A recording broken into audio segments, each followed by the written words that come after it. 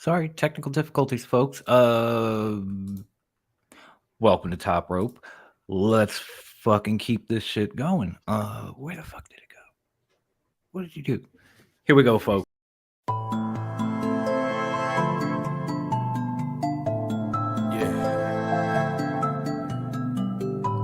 That's how I feel when only person who can stop you is the man in the mirror. When you look down at your wrists and you see money. When you look at your shoes and you see money. When that scarf on your neck means money. This is Zip Squad, bitch. Burberry scars, shrimp and Perry on. Living like a comet, moving amongst the stars.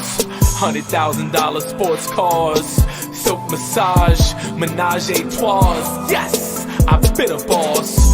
Burberry scars, shrimp and Perry on. Living like a comet, moving amongst the stars. $100,000 sports cars, silk massage, menage a trois. Yes, snags on the countdown, folks. Sorry for the technical difficulties. Ladies and gentlemen, boys and girls, children of all ages, the Bloodline Entertainment Network proudly presents for the very first time Top Rope Wrestling Talk. And unfortunately, no high class tonight. He had some personal matters to attend to. He regrets not being here, but as we've said time and time again on this show, if you've ever watched this, family comes first. So we will miss you, bro. It won't feel complete, but we're still going to have fun anyway, because your host for the evening is me. Yes, me. And guess what, folks? It's my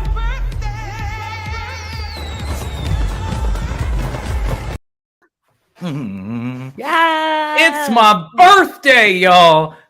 I am your producer, the soundboard by God extraordinaire, the jack of all trades, the master of absolutely fucking none. I am the one, the only, often imitated, never duplicated, the one, the South Philly Sycho, D-O-M.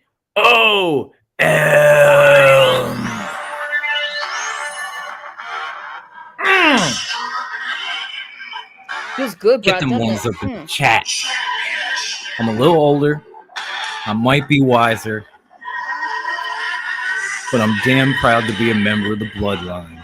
Let's fucking go. Damn right.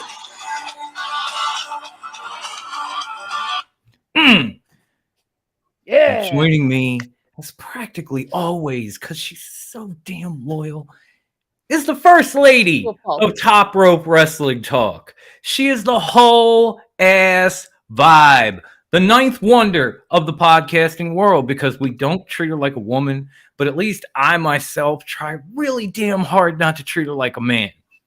You make efforts. I do, don't I? They're appreciated.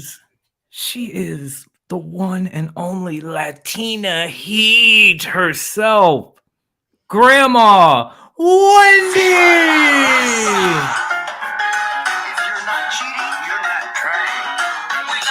It's also my birthday. Hey. What is good, Mamacita? Feels good. I'm so glad to be here. I am glad to be here. I am feeling this. And you know what else I'm feeling? This live chat that is blown up inside of 5 minutes. I got to give a shout out to our OG SmackDown correspondent, David. I also got to give a shout out to our fellow Bloodline brother, the banger of podcasts himself, Mr. Tim King. What is happening, homie? What is up? And my new friend, and I'm going to get his name right this time because I was really geeked up on the weekend when I met him, Graydon and the Bin Buster. What is up, my G? That is my favorite Batman movie. Michael Keaton is the greatest on-screen Batman. I'm going to be the annoying nerd. The line is actually, have you ever danced with the devil in the pale moonlight? Not wanna dance. I asked that of all my prey. And of course, Nick Dieterling, boys and girls, from the Universal Wrestling Podcast, fellow bloodline brother. What is happening? I am so pumped. Thank you, everybody. With these birthday wishes. I'm feeling the love. I really am. Happy birthday, big man. How's it feel? We got Chris in the chat. It feels like every other Yes. goddamn day. I'm just a little bit older. Like there's Yep. I'm loving it. You know what? I can say I upgraded calibers because now I'm 44. So I'm a little more lethal. There you go. How about that? That makes it deadly. special, right? Yeah. You know why course. Bruce isn't here? He's over celebrated after Revolution. Yeah, that might be true. He might have went a little too hard. That's what's up. That's what's up. He might have went a little too hard. Sorry. You got my name right. Whoa, I am so sorry, G. I can't apologize enough. You're a great dude. Thank you for putting up with me that night. I was over the moon excited about that shit. The bloodline is here, as you could tell, because we're on it. And thank you, everyone. And let's just get this show on the road, shall we? Let's do it. Let's start off. Let's get this party started. Fuck yeah. It is a party after all. Raise your glasses, park those asses. Let it begin. Yes. Let's start off. All right, where are we starting? We're going to start with Monday Night Raw. We're going to start. Okay. We're going to skip straight ahead to the main event because it was a good show. I'm watching WWE. Okay. Maybe not live because I've got a little bit of a life, but I watch WWE every week. And it has gotten my attention and improved quite a bit in the last few months. And the main event of Raw had my attention for so many reasons. It was Sammy versus Jimmy Uso. And of course, the tribal chief, not Devin, the tribal chief had ordered Jey Uso to take care of this Sammy problem. And this was after Solo had kind of failed trying to take care of the Kevin problem as he wished. So, intense match, everything's going along until all of a sudden Jey Lethal, Jesus Christ, Jey Uso comes out from the crowd. They put a spotlight on him, and the main event practically stops. Yes. And Jey walks down, he gets in the ring, he looks at his brother, and he just walks right past him. And Sammy has jumped out of the ring at this point. He's on the ramp. And the look on Jimmy's face when Jey just kind of like, homie, and walks by him is priceless. Like, I wish I had a clip of it. I don't. But if you saw it, you know what I mean. He gets out of the ring. He walks up the ramp to Sammy. And Sammy is like, he's kind of like half cocked, like, all right, you feeling froggy? You know? Okay. Jey walks up on him, grabs him, and just gives him the biggest fucking bear hug you've ever seen. Now, at this point, the crowd pops. But at this point, the gears in my Sycho head are going. And even Graydon, being the movie guy that he is, might have drawn this conclusion. As soon as he gave him that hug, this is what I saw in my head. I know it was you, Fredo. Ooh. And Jey, after the hug, steps back a little ways and just super kicks Sammy's fucking head off. And then he and Jimmy go to town on it. Obviously, they reunite. Now, that part we all kind of saw coming. We kind of saw it coming. It was to be expected. And Sammy is eventually saved by the American Nightmare, who has, pumped up Sammy in the past, going into his match in Montreal, and, all that good stuff.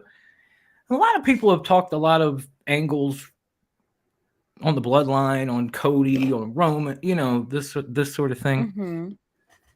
Something popped into my head that night, and I had to ask you, Grandma. And I really want to ask Bruce too, so we're probably gonna touch on this again next week.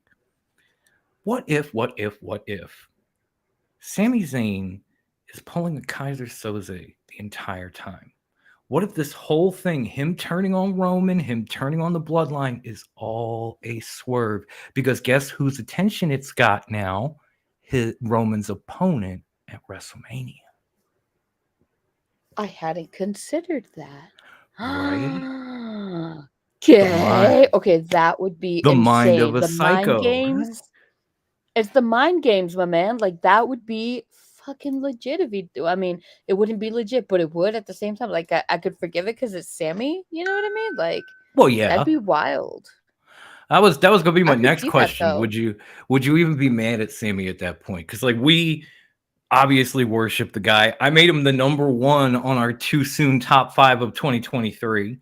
If this is all a swerve, I can't even be mad at him because he's made the Bloodline's always been a good story, but when he got in it, it has become a great story. Not just in maybe all-time wrestling, it has become a great fucking story. And so to have this be the results at WrestleMania, maybe costing Cody extending the reign of the tribal chief until he gets to that 1,000 days, only to maybe have Cody get a rematch and take it later. Now we've got something cooking. Now we're cooking with peanut oil, y'all. Yeah, bro. Like, I fucks with that theory. Oh my god. Like, I hadn't considered it, but that would be legit, y'all. And that would be one hella swerve, like legitimately unexpected, like out of nowhere kind of thing, you know? Yeah, I'm saying that's why at least I think these guys keep me around. It's that mind of a psycho, man. If everybody else is talking about, oh, the bloodline's going to turn on, like Bruce has talked about the bloodline turning on Roman, and people talk about Roman turning on his family and going on his own. Heyman swerving Roman for Cody, but I have not heard this. And when I watched this, it was like, this is a possibility, y'all. I'm not saying it's a great possibility, but it could happen. And if it did, you heard it right here. You heard it right here. You heard it on our debut on the Bloodline Network. Mark the time. First. And speaking of first, shout out to the Queen of Philly, JD and WrestleBread. Y'all go subscribe to her too. She's amazing. Hey, do it. Do it, y'all. What else we got here? What is up, Pepsi Phil? We have missed you. I will fit Hornswoggle into this show somewhere just for you. We will do that. Oh my goodness. Love yes, you, brother. You have Welcome been back. missed, my man. Love that backdrop, baby. What's up, Grandma Wendy? Happy birthday, Tom. Thank you, TK. Thank you. You are my brother for life, man. He and I, the more we talk, I feel like we should be brothers because we fight like it too. But that's another story. We love each other. It's just that quick. Fuck you. Want to get a drink? Okay. You know, that sort of thing. Sammy Soze. Yes. Because even if you think about it, look at his shirt. It says Sammy Uso, and then there's a piece of tape with his name on it. Right? Like that even feels temporary, y'all. Like, oh, LOL, JK, you thought. Like, boop. Low JK, you thought. I mean, that would be really brilliant too. It wouldn't be expected because everyone's like, yeah, Sammy's breaking out on his own kind of thing. But he's been trying to prove his loyalty to, well, he had been trying to prove his loyalty to Roman Reigns. Had been, yes. And then he proved it, and then he disproved it, and then he turned. But what if the turn wasn't real? What if Roman's put him up to this? Because now he's got the American Nightmare's attention. See, this shit is intriguing, folks. That's what I mean. Mm-hmm. You did not have a lot of intriguing television that made you thought coming from Raw when Vince was in charge. Thank you, Triple H, for that. And this is with Triple H running things, like you see it as more possible. You know what I mean? Yeah.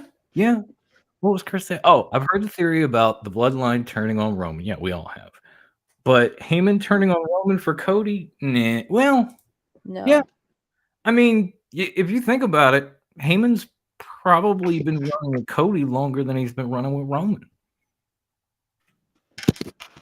I mean, I know, like we had the wrestling DeLorean on with De Niro before us on this network, and he even brought up like the real life story of Dusty going broke and Paul Heyman stepping in and giving him a chance to work for ECW, of getting him his confidence back, and could put a little money in his pocket, and reinvigorating the dream to later go on and have a few more matches, get back to WWE, get with NXT, and build that. So, and at that time, there was also OVW, and Cody and Paul was kind of overseeing that too. So they go back longer. I'm not saying it's out of the realm of possibility, but neither is this whole Sammy Soze theory. I really dig it. The Paul Heyman theory, though, is less likely because have y'all seen the way Paul Heyman looks at Roman Reigns? Like, he is madly in love with that. Thank you. I was going to ask you about that, and you read my mind. I think it's because we share a brain, but I was literally about to ask you about Paul Heyman and Cody. So thank you. You knew. It's like we have a script. We don't, but it's like we do. We're right here. I love it. Share brains. So yeah, either way, it's going to be really interesting to watch going forward as we hit the road to WrestleMania. This just adds another wrinkle for me to tune in and maybe I'm right. Who knows, folks? I'd love to hear what High Class thinks about this. We're gonna have to ask him about it next. Oh, week. We're gonna have to ask him when he gets We're back gonna in. have to, right? Put a pin in it, y'all. We're asking him. Okay, so we talked about it, but it's pinned anyway. I just did it. It is decided. Anywho, moving on a little bit, we're gonna skip back and we're gonna talk about Revolution. But as we go into Revolution, we're going to also kind of cover some Dynamite matches and just kind of bounce around and have some fun with it. How it all just bled together, really. How it all just kind of, one led to the other. Like after the pay-per-view, you were wondering what's coming next, and then we got it. Mm-hmm. Well, okay. I feel this. I could get with this. But and I don't think we're gonna have a lot, but we're gonna go back to an oldie but a goodie segment during this as we go down the card. I can't even find the damn sound. We're going to do AEW Revolution, the good, the bad, and the ugly. Wah, wah, wah, wah. I don't know where the sound went, folks. I'm sorry. Y'all know I had it if you watched. I have seen that movie so many times. I don't even need it. So we'll go down the card. We'll basically talk about the match a little bit. We'll determine whether we thought the match was good, bad, or ugly. And we're gonna start. Oh hell, let's do it. We'll jump around a little bit. Let's just get into it. We're gonna start with a match that I was looking forward to. Ricky Starks, who we love, who we are a huge fan of, taking on the Wizard, the Champion, but whatever you want to call him, the GOAT, the Ocho, Chris Jericho. Grandma, what did you think of it? Was it good? Was it bad? Was it ugly? And then just give us your overall thoughts on the match. I thought it was good. It had some good points, but it wasn't it was a good match, but it wasn't a standout match, if that makes sense. I mean, I was into it. And Chris, you've been spying on me, man? It's a fact. Heyman looks at Roman the way Wendy looks at the TV. We all know this, Grandma. We all do by now. I know. I'm terrible like that. I'm gonna put a pin in that one, Pepsi Phil. But as you were saying, I apologize. We distracted you. Yeah. Oh my god! And I even took Adderall this morning. What? Ricky and the Ocho. Your thoughts? Ricky and the Ocho. It was a good match. It wasn't the most standout match, but it wasn't bad either. I'm gonna say it was a good match. It was a good match. Okay. That's my 2 cents. I enjoyed it. Oh, thank you, Grandma. I enjoyed it myself. It was a good match. Wasn't great, but it was on the top tier of good. I mean, Ricky really showed out. He got the victory. Could I have lived without Action Andretti and Sammy and all that bullshit? Yeah, especially since they were supposed to be barred from ringside. But that's just a tiny complaint. Otherwise, it was a great match for the top of the card. It did its job. Ricky looked great in it, got the win, keeps building momentum. And then apparently Jericho and the JAS move forward on Dynamite to get a shot at the trios titles in Canada. I guess. Okay. I mean, let's be honest. Do you get it? Like Chris Jericho's Canadian legend, so put them in Canada and then put the Elite back in it. The one thing that I enjoyed from that segment on Dynamite, besides the House of Black, because I always enjoy them, I actually enjoyed the Don Callis promo for a change. Where he sucked up to Chris Jericho. Stand Don Callis, but he was actually really good. Where he sucked up to Chris Jericho and then all of a sudden backhanded him with, but you're not even the greatest wrestler from Winnipeg. And then, if that's not bad enough, the man says, and I quote, and if you give me a few months to train, you'll be number 3. Oh my God. Like, Don Callis, the caucasity. Unbelievable. believable. But I'm actually looking forward to that trios match. I think Canada's going to flip for this because they've got a couple Yes, of I agree with their Pepsi boys Phil. in It it. definitely did. It definitely did add a level of legitimacy to Ricky Stark. Like, he's great. He's amazing. But to go that many times with Chris Jericho definitely puts him up there. Top tier. Just for Pepsi Phil, I would have called this a great match if Hornswoggle was special referee. Oh, yes. Yes. Would have been an all-time classic. All right, now, Just sprinkle a little Hornswoggle in there, makes everything great. just a little sprinkle in a swag, man, makes everything delicious. Now, moving on to the next match, the match that I called in our last episode, the shit show of the show. Jungle Boy versus Christian in what was originally no holds barred. Then it became a casket match, which kind of became a buried alive match. We still don't know what kind of match it was, but it was a match. Grandma, did you find this one good, bad, ugly? Have at it if you can. I can't even say it was bad. Like, it was a good match, but I was so indifferent about it that I took that time to shower. I just propped my phone up so I could watch it kind of while I washed my hair. But I could have, I don't know, I could have done without it. I did laugh though when the casket just gunk and just slammed down into the ground. I was like, was that supposed to happen? Wasn't it supposed to like lower? It just dropped with a thud. I was like, man, I hope Christian's okay. I really hope Christian's okay. Right? No, so, definitely. But it wasn't. It was okay. Right? Like I don't want to take too much time on this match because I have better things to do, and we're gonna find that out in a minute. So I'm just gonna hit I'm just gonna hit this and get it over. It was bad. It had nothing, no fire, no energy, no nothing. Maybe I feel that way because it was a bad match, or maybe I feel that way just because I don't care. I didn't care. I really didn't care about it. I didn't give a shit. Christian got hurt. I don't care. Oh, well, it was an unfinished story. No, Luchasaurus finished it, and Jungle Boy had a great moment, and let's just move on. But no, we gotta swing back around to this shit. I'm sorry, guys. I mean, if you enjoyed it, you enjoyed it. Great, but for me, I don't care. I really did not. I could not care any less, to be honest. Did anyone? Like, honestly, did anyone? This was a I'm gonna get my check tonight match. Thank you, Pepsi Phil. Yes. Pretty much, yeah. That was it. That was really it.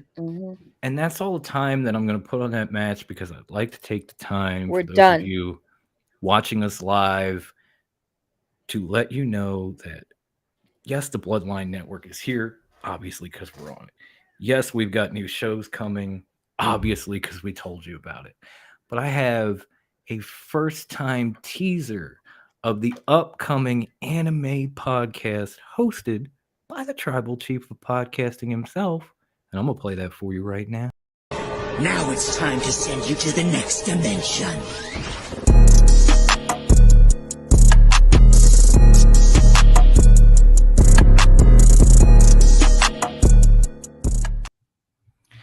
Yes, boys and girls, get ready to go to the next dimension, coming soon to the Bloodline Entertainment Network. Now that that's done, and I can't wait for that show. I may even have a couple of guest hosts on my show that would like to come and join you, Devin. I'm just saying, have your people call my people, we'll work it out. But now that that's done, let's get on to the next match, which ironically is the Trios titles match with the House of Black versus the Elite. And I am biting my tongue because I do not want to be the one to go first tonight.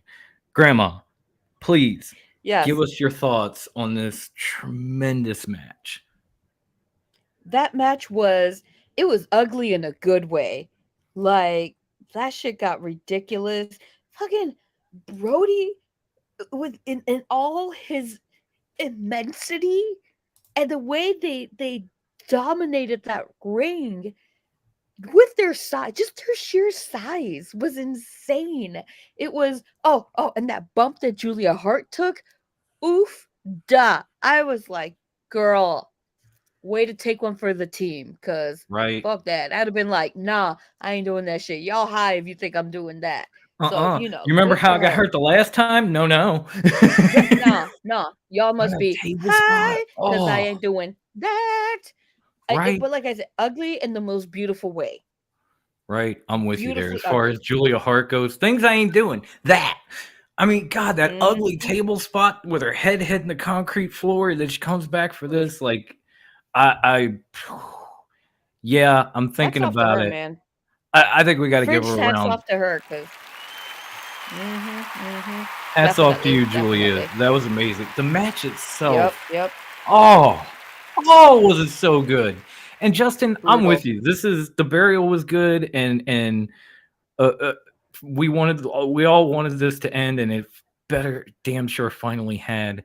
But when it comes to the trios titles match, oh my god, some of the sequences in this, it was like Oh, 6-man insane. chain wrestling in the middle of this match. Like Yes. one guy hits another guy, another guy hits another guy, another guy, another guy. I'm just on sensory overload at this point. I don't know which way to look. I'm like, this is There's one awesome. good thing.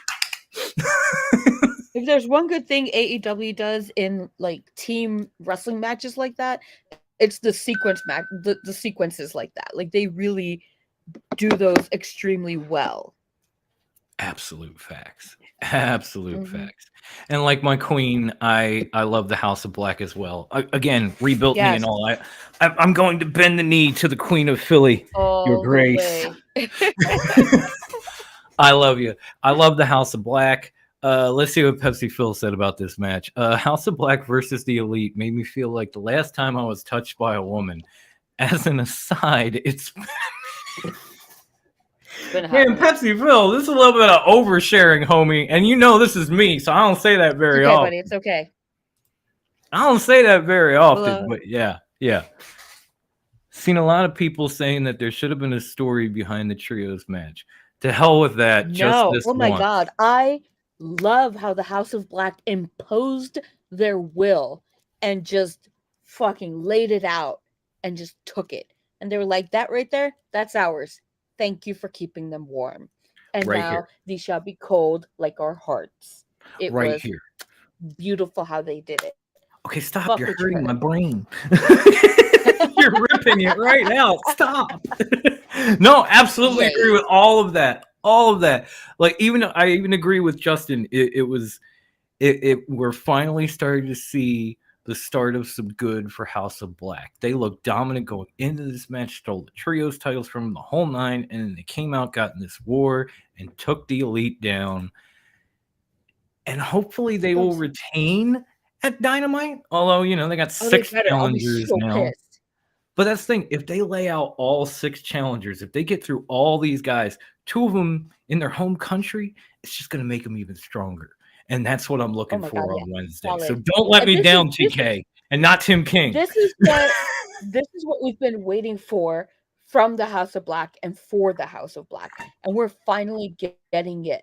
And I'm happier than a pig in shit. Like, this is amazing. And that match, the whole time I was watching it, I just had Vampiro in his Lucha Underground days in my head. Brutal. I was like, oh my god, yes.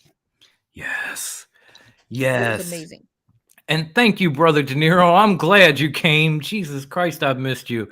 This man gave me a birthday shout out on his live stream prior to us on the Bloodline Network. I love this man. Go check out the Wrestling DeLorean if you missed it earlier. He covered SmackDown episode 1 tonight. Amazing show, amazing stream. Please go back and watch that if you haven't. Yeah, oh my God, you got to see it. It was so good. It was so good. But so was this trios titles match. Hey, heck of a segue, right? So yeah, this was good. I'll go great on this one. I really will. It deserved it. Oh my God, yeah. And we go from a trios match to a triple threat match that had a lot of drama after the fact. The AEW Women's Championship match. Jamie Hayter defending against Ruby Soho and Saraya? Saraya. Sriracha? Saraya. Sriracha. Sriracha. Okay. Shout out to Nick. Sriracha. Yeah. I got distracted because my man Ritter just said happy birthday, sexy. I would give you $50 for calling me sexy, bro. But thank you. I'll take it. So so this women's match was Wendy good, bad, or ugly? And please feel free to show out on this one because I know this was one of the matches you were looking forward to. I don't even know anymore, to be honest. Like, I thought I was looking forward to it, and then when I got down to it, it was good, like, but not great. It wasn't like steal the show good. You know what I mean? Like, it was all right. Yeah. It wasn't anything to write home about. And that ending, I was like, eh. I gotta say, I kind of like the Ruby swerve better than I like the match. Because she almost gave us like Jey Uso quality swerve from Monday night. Like she held up Jamie's hand, she was doing everything, smiling, all of a sudden, wham, kick right in the fucking face. I was like, oh, you're good, you. God damn you, Ruby, you got me. Because I was sitting here the whole time like, she don't give a fuck about this feud. She just wants to come in and whip everybody's ass and take a title. She don't care. But apparently she did, and I'm wrong. And she just had me like, part of me kind of wanted her to just kind of reject both sides and be like, like, fuck it, I'll do my own thing. I don't give a shit. She's like a homegrown outsider. She's fitty kind of thing. It's Sriracha bringing. Shut the fuck up. You're not wrong, De Niro. You're not wrong. Dead. Really, Pepsi Dead. Phil? Grandma has died. Y'all are gonna gas me up too much tonight. Still waiting on that OnlyFans you promised, Dom. Nobody want that but you, bruh. And I love you for it, but don't nobody want that but you.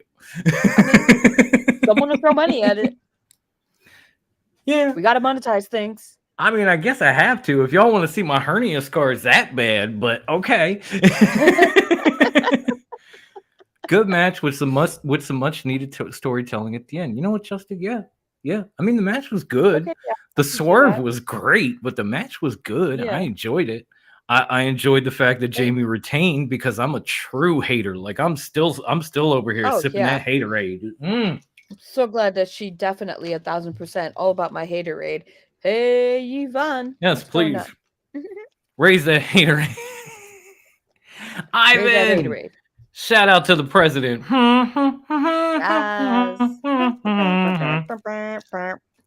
We love you, buddy. I mean, I appreciate that there was good storytelling. I don't know. I kind of wish that she'd have been like, fuck all y'all, But you know what? The storytelling continued into Dynamite with Ruby's promo because she went on to say why she did what she did. Like when she fought Britt Baker, people booed her, and then when she beat Chris Statlander, all anybody did was boo. So she figured, well, fuck y'all, I'll just go with them. And that just added another layer to this onion. You know what I mean? Like just put a little bit extra on top of it. I like that. For a place that wasn't doing a whole lot of storytelling a while back, they seem to be bringing more in now, and I like that. Don't you mean Cakerade? I think it's okay, fair enough. I think it's because I'm so over that, like, oh, people don't love me bullshit. It's just like, oh, when Ruby, they booed you. When get the fuck over it. Like, just fucking do your shit. Do your fucking job. Ivan's giving me someone call her the Wambulance. The Wambulance. You want a Wham burger with those French fries? Honestly, I appreciate you, Ivan. Wine. I appreciate you, Ivan, but if it weren't for you, I wouldn't be doing any of this background bullshit. So that thank you, homie. That is a nice background, though. I do like our new background. I'm loving it. But it's all due to Mr. President. He is my Yoda too. He's helping me with a lot of things, and I appreciate him for it. We're trying to take layers off, not add them. Dumb. My bad. Ruby's pretty undressed in the first place, and I don't know if I really want to see her. What did Brian say? Thank you, What did Brian say? Brian. What about me? What about Ruby? No one. Hey, gives it a worked shit. for Raven. Okay, nevermore. Call him a Wambulance too. He's probably Call him a driving the Wamble. Wambulance. Call him a Wambulance as he makes it into the Hall of Fame, though. He's the Wambulance driver. He's gonna be in the Wham Hall of Fame. All right. We've had fun with this one. Let's move on to the next match. Move on. The next match might have made Wendy a little more excited. That's the TNT title match where Samoa Joe defended against Wardlow and lost. I'm gonna shut right up and I'm just gonna let Wendy go. Please talk about your boyfriend all you'd like. So yes, I am, as you all know, like madly in love with Wardlow. But that being said, I was a little worried about his singlet. That thing was a little too tiny. And I was like, did you borrow it from a small woman? Like, I was worried something was going to pop out that shouldn't be popping out. I was like, my dude. Okay. My dude, that is a really tiny singlet. I am worried about you. Okay. If you're saying something, I think we're forgiven for the watch along because everybody was like, what the fuck is he wearing, man? It looked like he had a little gut. And then he had like Sammy Guevara syndrome where his ass cheeks were hanging out the bottom. I was like, what? I was like, did you come from the strip club, homie? I was like, sir, you save that for the bedroom. Right. It was a bit much even for me. I was like, right. That's a lot. That's a lot going on right there. But the match itself was good. You know, I love to see big beefcakes going after it, like just going at it. Big men slapping man meat. Yes. And I loved that it showed his overall agility and everything and just going that hard into it with Joe. Joe really elevates anyone he goes into the ring with.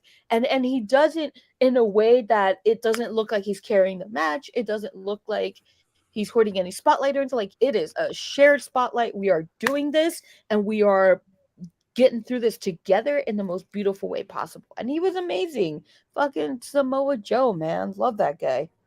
Yeah, facts. I mean, I'll be honest. And yes, JD, I wanted to see one of Jade's cosplays too for educational purposes. Yes, spot on. Honestly, I would have loved that. Unfortunately, we didn't get that, but now I've got the She-Hulk thing in my brain and I'm distracted. What were we talking about? I'm sorry. Right. Wardlow. That was a great cosplay. Sorry, I forgot the word because I was just thinking about it. Right? Immediately your brain just goes away. It's like, wait, where am I? Oh, right. Yes. We're on the Bloodline Network. Oh shit. And yeah, that bad boy looked like Becky. Yeah. The singlet was weird. The match itself was good. The only thing that I could kind of throw into the bad column would be the finish. Wardlow choking Joe out. Joe. Okay, if really he power bombs him unconscious, I get that finish felt rushed. It did. I didn't like the finish. The match was good. Like Wendy said, like I chimed in, big men slapping man meat. Cool. Every time. Cool. Yes. But that finish was a little off for me. So it was good, but the finish was like, I can't get with that. Now, what I can get with on the subject of big men slapping man meat was Dynamite. We had Wardlow defending the title against Powerhouse. Snaggletooth Hobbs. Be nice about that boy's teeth. Man, that boy got some snaggle ass teeth. And this coming from someone with bojanked ass teeth. My teeth are bojanked, but homie got them like ratchet. I got none, so I can't talk shit. I'm like, my man, you work with a dentist. Go pay her a visit. Like, girl, give me that friends and family, yo. Raggedy ass teeth. I'm dead. Just saying. And I got some raggedy ass teeth, but damn. I mean, it was so getting to this match. If I could stop laughing, it was an incredible match. This was the big men slapping man meat, and then we get to the point where QT Marshall shows up, and at first he's helping out. He's got a chair, all this stuff, and I'll be honest, guys, like, I was not in the mode to think because I'm watching this violence between two muscle-bound behemoths. And then I see QT Marshall, and my first thought, The fuck? and then I remembered, go all the way back to the match with Ricky Starks, and QT and his crew was having problems with him, and he told Hobbs, take Ricky out, and we'll owe you one. Fast forward all these months later. I forgot about that. Right? Yo. Fast forward all these months later, and here's QT for the first time in I don't know how long, because it honestly, whether it's Christian and Jungle Boy or QT ever, the response is, I don't care. so I just don't care. I don't care. Like so, QT is fucking forgettable anyway. So at the time I was like, what the fuck? But then I remembered, and I was like, God damn, QT's a man of his word. He said, I'll owe you one. Hobbs is cashing in his chip on him. Like, yo, man, I need you tonight. Yeah. He's like, I got you, and smacks him with you, the homie. chair. They do like a double team. He's like, I'm God, say less, homie. Right? They do like a double team power bomb. Wardlow goes through that piece of the stage in front of the table, gets counted out. And literally Sunday, we had a new champion. Now Wednesday, we got another new TNT champion. So before we get into this, the ink hadn't even dried on and new, and boom, we got and new again. And newer. So the first question that comes to my mind is, how do you feel about this hot potatoing of the TNT title lately? Because it went from Joe to Wardlow to Hobbs in like a month, maybe. Went from Wardlow to Hobbs in 5 days. Are you cool with this, or is this getting to be, I think, as Ivan might have put it, I believe, is this turning into the 24/7 championship? That is a good comparison right there. Hadn't thought about that. I'm weirdly okay with it if they let Hobbs keep it for a hot ass minute. Like if they let him hang on to it for a while. If they're just gonna keep bouncing it from one to that, and then back to Darby, and then bounce it, and then back to Darby, I'm gonna be like, eat shit. I don't care about this title anymore. I like that it gives up and coming talent the opportunity to showcase themselves, and to kind of show off a little bit, because there's so much frequency of defending it. So I do hope that Hobbs gets it for a good while, and he's able to, show his talent, because the man does have talent. As snaggled as his teeth are, he is a highly talented young man. I will never let go of those fucking teeth, like, ever. No. I could be toothless with fucking dentures. I'm still gonna be like, your teeth are more fucked up than mine, because I don't have any. Because I ain't got teeth. He got them Timothy Thatchers. Yep. Yeah, he really does, JD. Yeah, you do. You do. That's a fact. I mean, I'm personally okay with this title change. When it comes to the TNT Championship, I feel like from Miro to now, we've had maybe 2 decent runs. Like Wardlow's original one was good. Joe was good because he got to be the king of television, and that elevated him and the title. He was a double champ. So like that one I get. It's just the stuff in between and this quick stuff like this. You're right. Hobbs needs to hold on to this belt and get that push that he so rightfully deserves. And then I will be like, okay, I'm cool with this. It's nowhere near the 24/7 title. But right now, we're in the vicinity of that. We really are, because there's a lot of champions between Miro and Hobbs. If you really think about it. 17 reigns between 9 champions. Right? And like 7 of them are Cody's. No, I'm playing. But it just feels Darby's. A couple of them are Darby's too, and even he had a short run while Joe had his run, and then Joe ends up losing it. Here we go. Okay, I found a list. of all the champions. Okay. Oh boy. Let's go to the list. Cody was the first one. Right. Cody was the first one. And then Mr. Brody Lee, back to Cody, Darby Allin, Miro, Sammy, Cody, Sammy.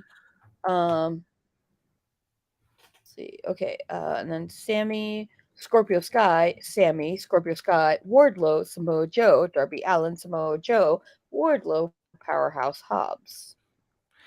Oh man, I forgot about Sky. He had a great title run. I hope you're doing all right out there, Scorpio. Cody and Sammy have had 3 title reigns. Darby, Wardlow, Scorpio Scorpio Sky and Samoa 2. Miro, Brody have had 1, and Powerhouse is on his first one. Right. I love how my tribal chief jumps into the conversation. Don't care about the TNT title. I get you, brother. I do. I mean, to be fair, you don't care about AEW overall, but okay. There is also that. There is also that. But just saying, hey, just saying. at least my man is consistent, and that's why I acknowledge him. Fair consistency. But we are, going over the list like that, and the way that it is, it does feel a little bit in the realm vicinity of the 24/7 title. They need to course correct that bullshit. And then our next match, another title match, we had the Fatal 4-Way for the World Tag Team Championships. You had the Guns. That was just messy. The Acclaim, Jared and Lethal, and then Orangehausen, if that's what you want to call them. We'll call them that because it's easiest. Or Freshly Housed. I don't know. Whatever you want to call it. Orangehausen. So, all right, you've already jumped into this a little bit, Grandma. Good, bad, or ugly, and give us your break down this match for us. I'm not a fan of multiple tag team matches like this because they get real messy real fast, and you lose track of who the legal man is, and it gets ugly, and then it's just a hot ass fucking mess. I didn't enjoy this one as much as I thought or I had hoped I would, simply because it was just so messy. I don't like that. Yeah, I don't like a messy tag match. I gotta say, I was excited for it in the moment because I mentioned it last week, and it finally came to be. We actually got to see Danhausen wrestle. Been waiting like 2 years for this shit. That was the highlight of it for me. That was the highlight. That was probably one of the biggest highlights of the match for me. But of course, I get in my feels. I'm around the fellas on the Bloodline Network. We're launching. Like, I was way too geeked up. So I had to go back and watch this pay-per-view again. And when I did get to this match, I was excited at first. And then it went on. And by the end of it, I was... It was bad. It had nothing. No fire, no energy, no nothing. And I feel like you and I are in the same boat.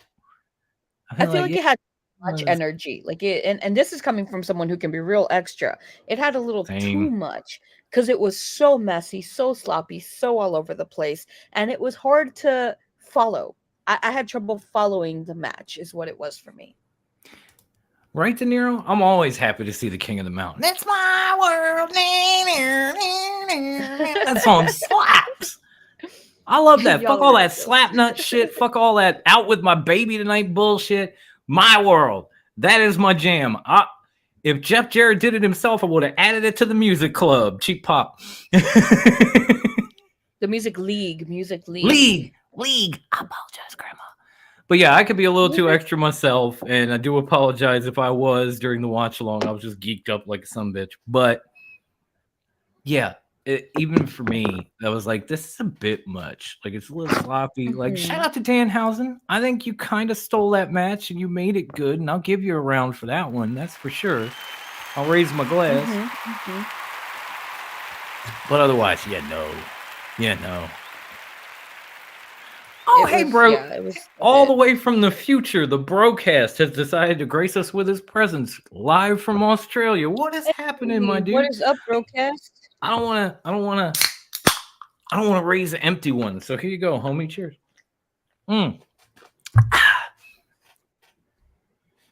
So yeah, I mean, it was good in the moment, but watching it back was like, I think even Ivan might be agreeing. He's like, really? Oh, why?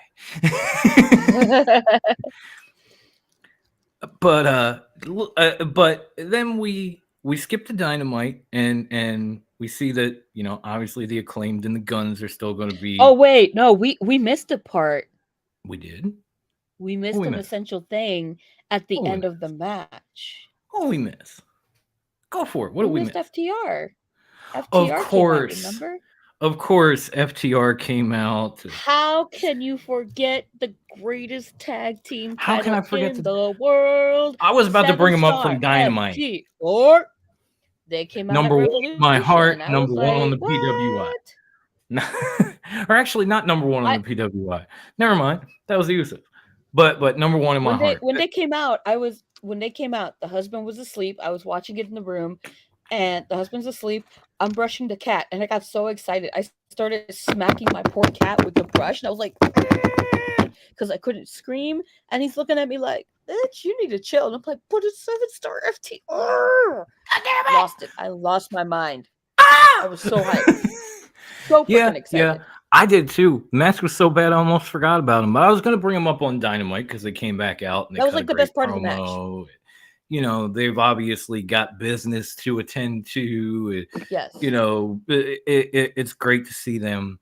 I always love seeing the top guys. I don't care. I don't care if it's a pay-per-view. I don't care if it's on Dynamite. I don't care if it's on ROH. Just give me my top guys and get the fuck out of my way because and don't get in the way of my screen. That's all I need. That's all I need in life. But we saw them kind of establish themselves between the run out and then the promo on Dynamite. And then we got on Dynamite the announcement that Orange Cassidy will be fighting Jeff Jarrett after he beat Jay Lethal, and Jarrett hit him with the guitar shot in the knee that Jay worked over. But he will now be fighting Double J in Canada, and they are leveling up the All-Atlantic Championship. It will now be known as the International Championship. Yes. I guess I wasn't far off calling it the not Intercontinental title, right? You were close. Yes. I was damn close. Tony's making me even, Tony's making me even closer. I don't want to say TK with Tim King possibly in the chat. But I don't want to blame him for that evil. But apparently we're getting that. Cassidy has been hobbled, so deck is stacked against him. But Orange Cassidy has been taking some beatings lately and just bouncing right back, defending his title, and then sometimes having 2 matches in one night. Dude has proved a lot to a lot of the doubters since getting this championship. So, but Bruce and I have always defended him. We've always said he could go. There was always people who like told us to eat shit, and we're like, no, you eat shit. The man can go. I will attest to that because I was not a big fan when AEW started. You guys told me all about him, sent me matches, did this and that. I was like, okay, cool. And then I started to see him, and I was like, okay, I get it now. Cool. So I was a non-believer at first, and now I'm definitely into him. And he just looks so good fighting through all this adversity and maintaining this title. And there's not a lot of people in AEW doing that right now, hence the hot potato with the TNT title. So kudos to Orange Cassidy. I hope he beats Double J.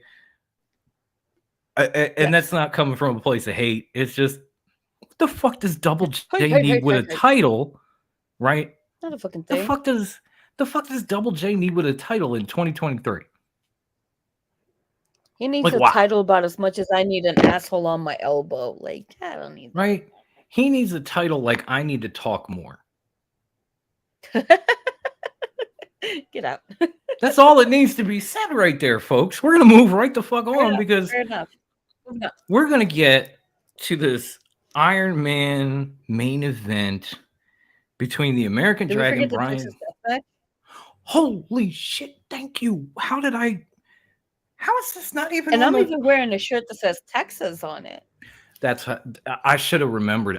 It's literally not on my rundown here as I'm looking, and it goes straight to we missed. We're okay. Backtracking because we ain't no we here, my man. Give me a break. It's my birthday. Okay, give me a little break. I can have a moment. I missed the Texas death match between Jon Moxley and Hangman. The Texan is offended.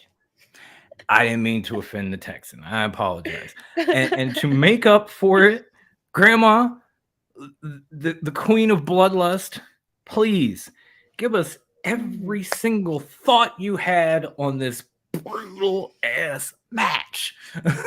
Oh my god, it was insane. From even before the bell to after the bell, it was insane.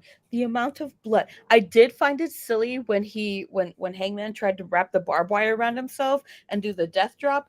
But besides that, and then when Moxley went under the ring and came out twice as bloody, I'm like, I know what you were doing, asshole. it's like the "I Know What You Did Last Summer" remix. We know what you did under the ring. Right? Like, we know what you did under the ring.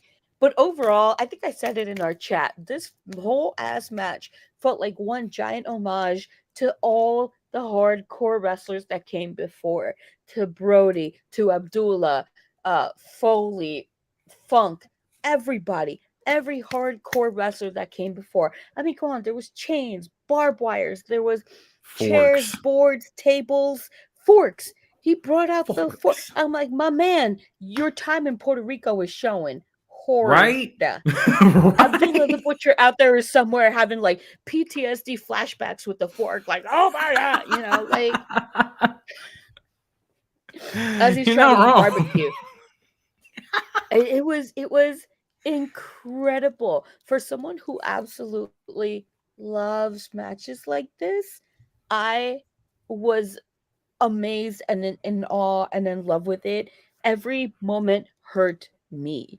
It was that intense, and I loved it. I loved every second of this match. Yes. So much gore. All of that. I know it's a wee bit of an assumption, but I think there were at least 3 or 4 moments in this match where the both of us probably screamed out, "Oh my god!" 1,000%. Several moments where I was just like, "Oh my god!" The moonsault with the barbed wire wrapped around it looked like it hurt Hangman more than anything. Because he was like making his back bleed, and then he hits Moxley, but he hits Moxley with like the upper body, and the barbed wire is down here. So, yeah dude, that's not the greatest idea. Other than that, when Moxley went through the board and the shock of the pain hit him a little late, he landed, and then it was like, oh shit, I just realized what I landed in. Like, I was like, oh. He had that like T-Rexian response to it, like he hit. And he sat there for a minute, and then all of a sudden he was like, "Oh!" It was like, "Oh my god!" Yes, but oh my god, what a bloody war! The only thing that match was missing was tacks and light tubes. Okay, that's it. yeah. I can live without light tubes though. Tacks would have been nice. Tacks would have been. Love a light tube. Of course you do. Why am I, no one in the live chat or no one watching this after the fact, surprised at that statement? Nobody. But yeah, I mean, this match was giving me Bingo Hall flashbacks. I loved all of it. I felt a good bit of it. Like, it literally just watching, like, like, at the end of it, I felt like I needed an ice pack and some aspirin and some stitches. Oh my god! But in a good way. But in a very good way. I was like, "Mother, hold me," because wow, that was a lot. And to swing it back, was like, ugly in a good way. Yes, it was beautifully ugly, flat out. And to swing back for 1 second, it's not that I don't disagree with you, De Niro. Jarrett would be the biggest heel champion in 2023 if he beats Orange Cassidy. He just doesn't need a title. He's fucking legendary. He don't need to, though. Title. They got a great heel champion. And we're going to talk about that great heel champion now because it's the only match we have left. We have the 60-plus minute Iron Man match between the American Dragon, Bryan Danielson, and since he's not here, I'll say it for him, the wrestling god, MJF. Yes. For the big Burberry belt. I almost said blueberry. Bruce would have fucking killed me. He would have been pissed. Oh, did I love this? But I'm gonna digress. I'm gonna let the first lady of Top Rope take the wheel and give us everything you have, all your thoughts, feelings, summation of this amazing match, and then I might have a question for you after. But go. I can't stop smiling. It's incredible. Like, it was one of those moments where it's like, I know MJF is good, but he just showed that he is fucking great. He's incredible. He held his own bell to fucking bell. And that man fucking he fucking did it. He fucking went through it. He went through hell and back with Danielson. And I mean, yeah, so he gave up a win with that cheap shot, but he did it in the most he did that match in the most classic heel way, and that made me love him even more. And he fucking made Danielson look like the best, greatest face ever. And fucking Danielson going in there, he reminded people who the fuck the American Dragon is. Because yeah, okay, cool. We've seen him battle, we've seen him do all these amazing submissions, etc., etc. But an hour and 5 minutes, he was getting these hard hits, but he was just slapping them off like, bitch, that's all you got? I was like, oh my god, y'all, this is who the fuck he is. They both showed up and showed out. That it was definitely amazing. Absolutely. And hey, Lennox, and thank you. I'm enjoying the shit out of this birthday weekend so far. I get to be here with y'all. Of course, I'm enjoying myself. But yes, I'm with you. I loved this match. Both men killed one another for an hour and some change. I mean, MJF pulled out every tactic, low blows, shots with oxygen tanks, anything he could come up with. Everything and we saw in this main event, we saw a first, because towards the end of the match, the American Dragon actually finally did the yes in the corner before he went for the knee. If you notice, the crowd does it. He just kind of does one of these, and he's just, like, yeah. Never gonna do. But he was rallying and he was getting all amped up and he's headed for the corner, and MJF's like slowly getting to his feet, and all of a sudden there he is in the corner going, yes, and I'm like, oh shit! Like he lost himself in that moment. It was amazing.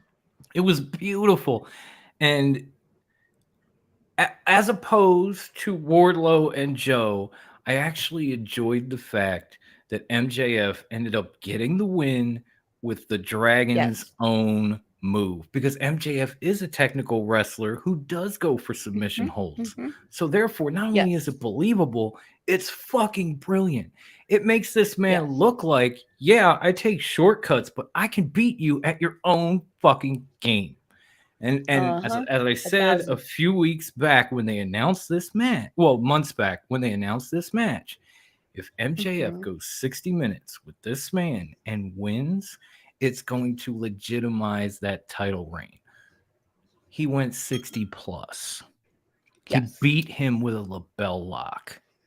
This man is, if he wasn't before, he is a legit champ now. No questions about it. Now, the only question that I do have from this match is this a match of the year candidate? Yes. Okay, absolutely. I say the same thing. 1,000% yes. Like I no hesitations in that answer. Like, yes. I did rewatch. If anyone disagrees, you're fucking blind and an idiot. Plain and simple. Okay, I don't know if I go that far, but okay, you did it. It's there. Yeah, I will. I don't give a shit. It happened. We're gonna go with it. I've watched this whole pay-per-view twice, as I said, but I've watched this main event now like 4 or 5 times. I honestly it was that amazing. If I've got time to kill, I go straight to the Iron Man match and I watch it again. Yeah. I watched it on my lunch break one day. I really did, in my car while eating on my phone. I absolutely loved it. It is a candidate. It is the too soon match of the year in my book. And then the amazing part of both these matches, as we moved ahead to Dynamite with the Texas Death Match, and with them, MJF not there. Danielson we're going to get to, but not there. Hangman there, but not on the card. Moxley, who probably might have taken the worst beating of them all, in the ring having a tag match.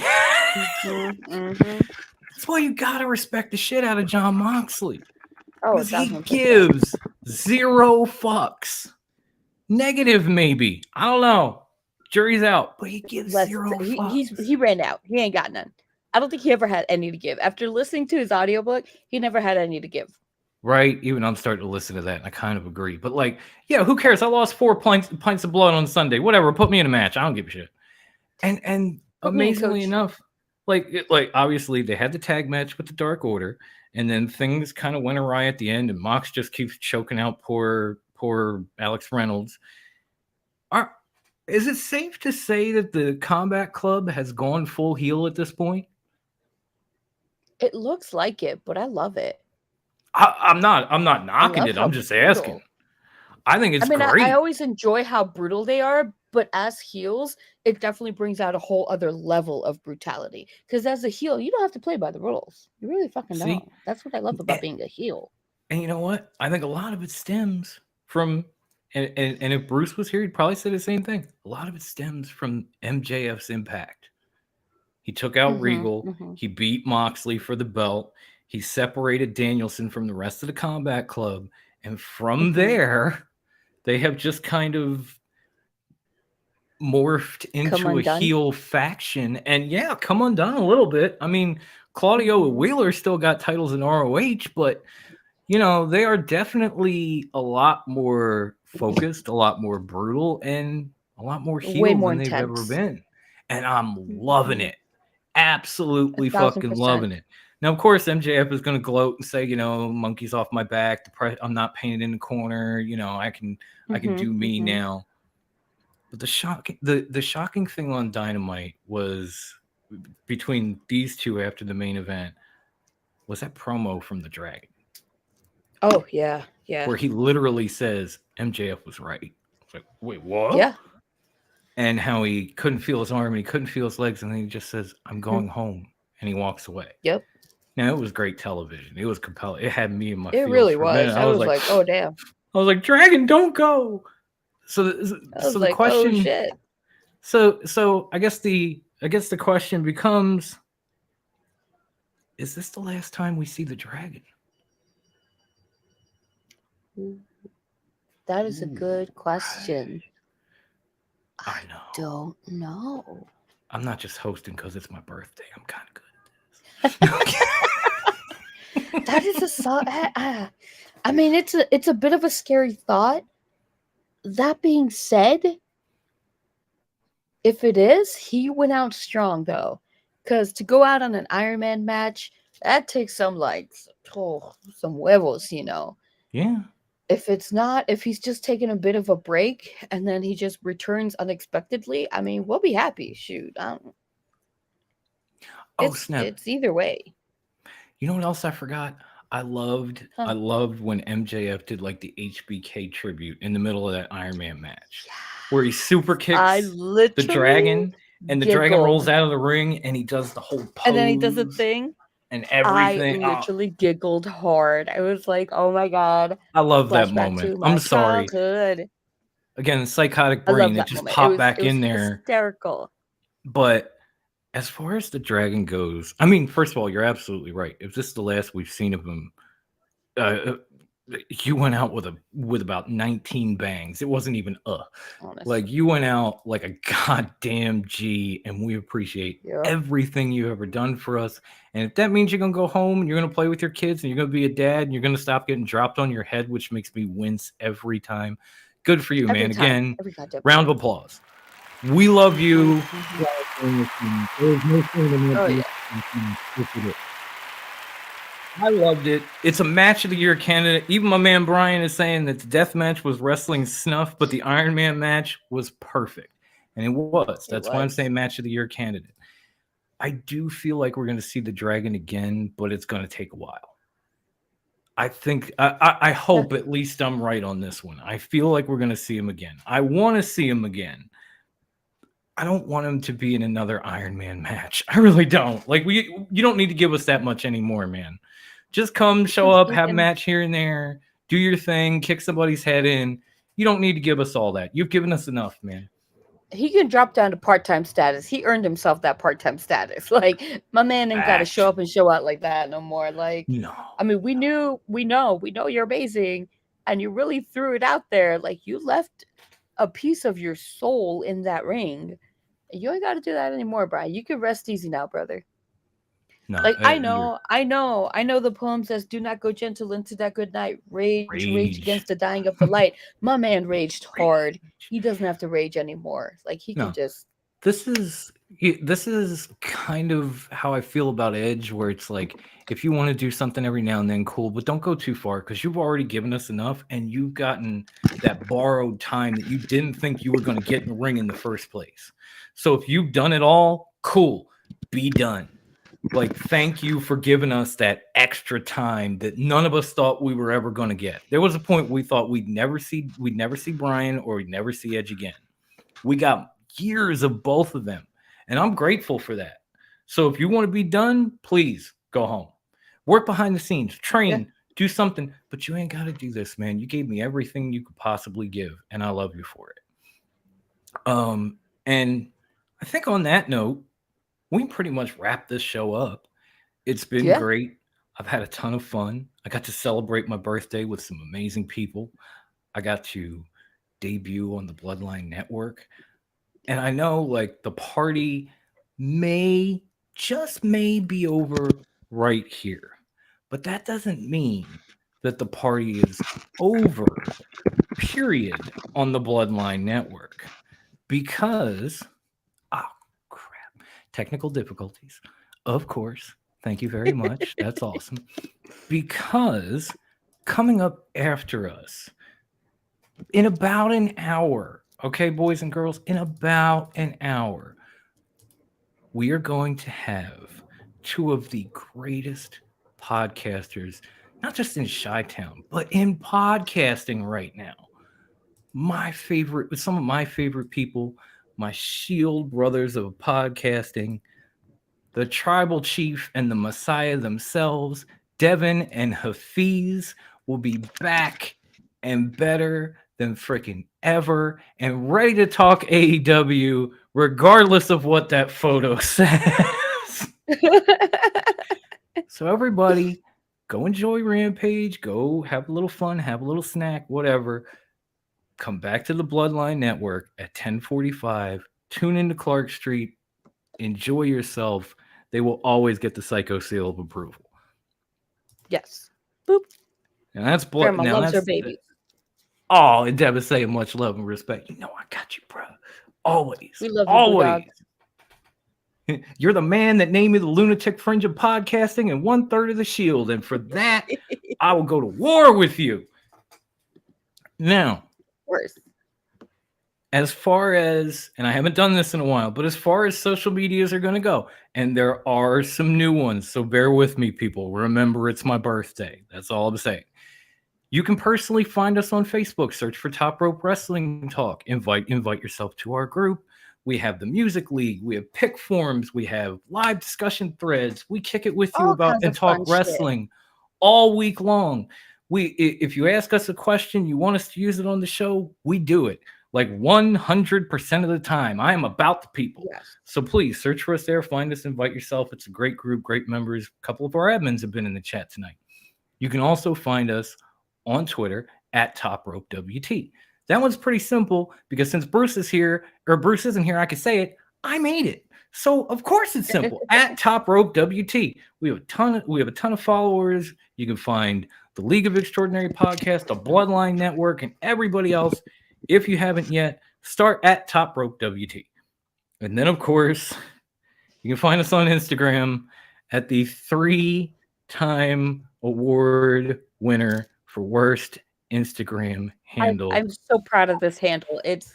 You're going to take credit for it even when he's not here. Okay. Every time.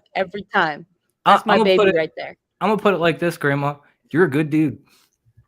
And that IG handle is at top_rope_wrestling_talk. Thanks, Wendy, for fucking killing me. All the underscores. All about Come it. follow us there. Come kick it with us. Have a good time. But that's not the only place you can find us now. No. Because now that the Bloodline Network has launched, you can find us all over their social medias as well. And they made it so super simple. It's ridiculous. And where's the fun in that, though? I need the underscores. I need all the underscores. All the underscores. You're about the I don't need all the underscores, homegirl. I'm gonna be honest with I'm all you. about I that don't underscore life, yo. I don't really need it. I'm trying to get it up, and it doesn't want to pop up on screen now, even though I had it working earlier, because that would be too easy, right? But anyway, Of course. you can find and follow us on the Bloodline Network, wherever you are. Instagram, Twitter, the Tiki-Taki, All the every all of every where? freaking where. Where? There it is. Now I got it. Hey. You can follow us right there at the Bloodline ENT. Oh shit, I lost Wendy. Wow. Okay, maybe let's come back. Oh, she's coming back. Yay. There I Like am. we got like 3 minutes. You're deucing on me? I don't know what happened. I know, I'm kidding. I'm busting your balls. It's what we do here. But you can you can follow us. You can subscribe to the YouTube. It's all at the Bloodline ENT. One word, no capital letters. There. Simple. Right up Come there. find us. Come no follow underscores. us. There is nothing on these pages but blood, sweat, and content all day, every fucking day. It's beautiful. Shout outs to the Universal Wrestling Podcast, the Tim King Show, the Wrestling DeLorean, of course, Clark Street, and of course, Ivan and the homies at Circle of Debate. Westside, we love you. You can find everything from us and them right there on social media. Now, on top of that, we also have an extremely sexy fucking website if you haven't seen it. So sexy. It has all of our content. It has so many different articles from so many amazing people. Like you can go and read these things. There are so many cool things like top 200 matches of last year, all kinds of stuff, all kinds of football articles, wrestling articles. The list goes on and on.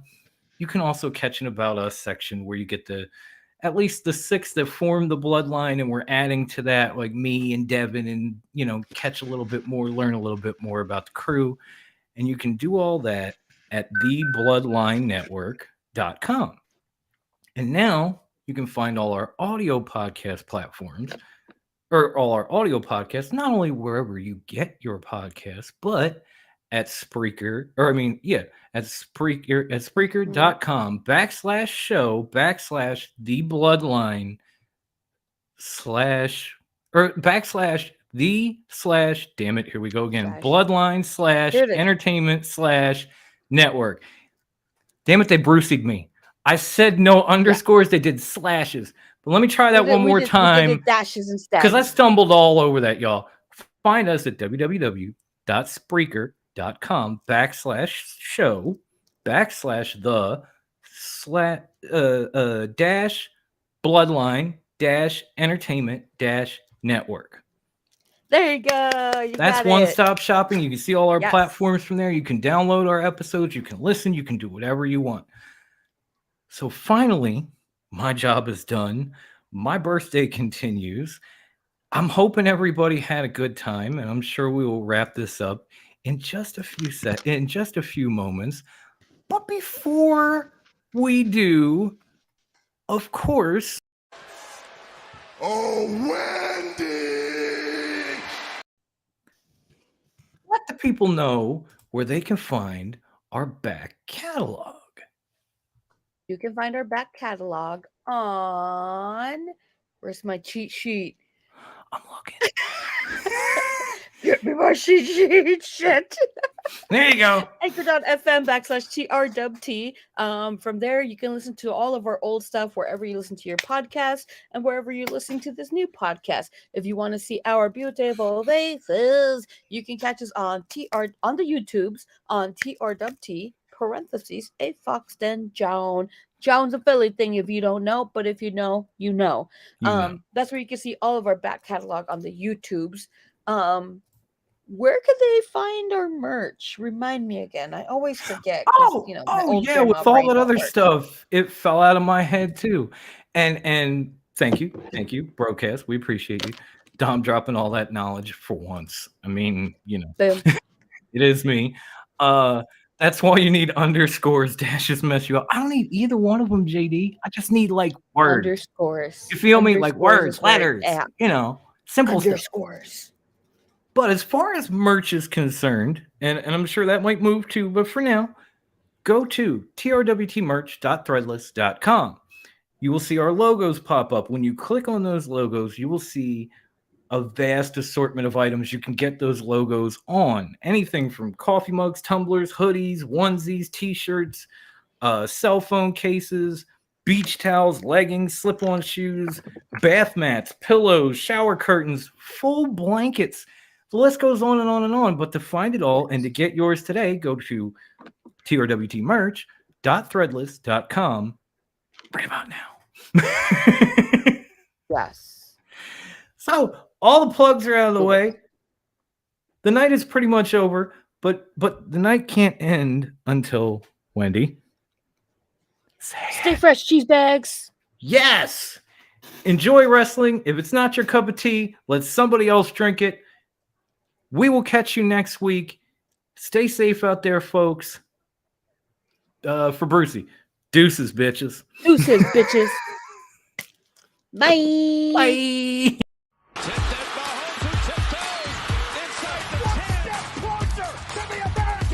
Think about how hard you can get hit and keep moving forward.